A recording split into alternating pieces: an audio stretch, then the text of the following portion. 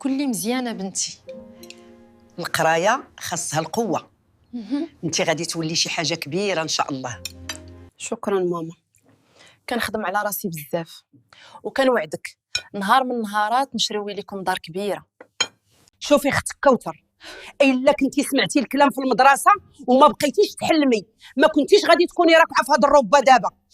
علاش كل وجبه خاصها تولي درس؟ كنحاول ندير جهدي. ماما خلصوني على التنظيف هاكي. هادشي ديال الضوء والماء هادشي اللي عندي.